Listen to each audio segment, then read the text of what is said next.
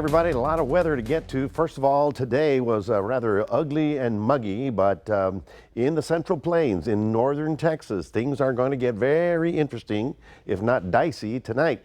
There you can see Austin. There you can see that red area all the way up there. That is a tornado watch that has been set up for much of northeast Texas. Just in the last couple of hours, a couple of storms started to fire. You can see this one right there. It's just north of Killeen. And so it's getting very close to Waco. Now this one is one. You don't see a lot, but this is now a situation where, well, the warm air is coming in, the cooler air is coming behind it, dry line coming in, all the three ingredients that make it a volatile night. So we're watching very carefully to see what evolves. As far as you and I are concerned, we're not involved in that. But let me tell you, folks, it's pretty close, and so we just have to watch it carefully. And beyond that, I'm sure that all of you, like all of me, have family and interests up there. So we're going to be watching that very carefully. For tomorrow, as you can see right about here, for Corpus Christi all the way down to the valley, we got one more day of hot and humid weather. We have an advisory for the heat, but they actually have a heat advisory up. So that's a little bit different, and they're expecting their heat index to get up to 105 and 110. So it's, shall we say, a little bit more humid and more solid down there. What is going on?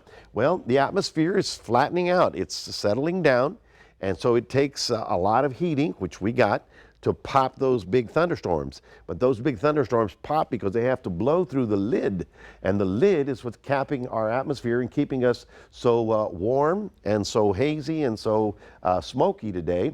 There you can see from Houston to our area we have one level, but even south of us from Corpus Christi down to Brownsville, where they have the advisory, they have a higher level of pollution.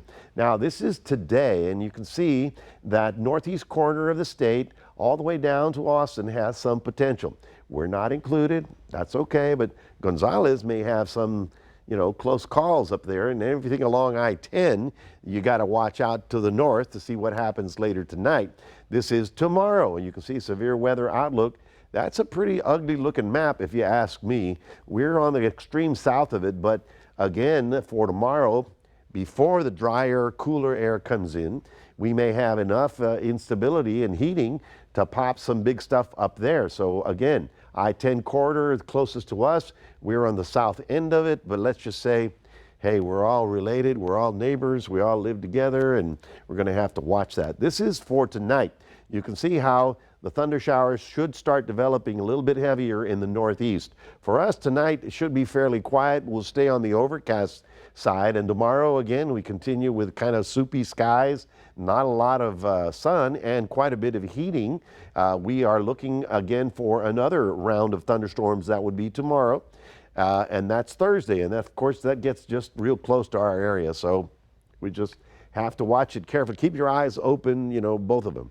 All right, tomorrow 94, still expecting to get to the 90s, and then we do get a break beginning on Friday. The northerly wind comes in, gives us a very nice Saturday. There, and an even nicer Sunday. You know why? We may have a chance of rain on Sunday. Let me show you the 7-day. For tomorrow, hot and humid, 87 in Port Lavaca, up to 89, 90 in the Cuero area. And then for us, the 7 days, you can see hot and hazy, 1, 2. Better on Saturday, 40% Sunday and Monday. So we'll keep our fingers crossed. Could use a little bit of rain to cool us down and clear out the sky.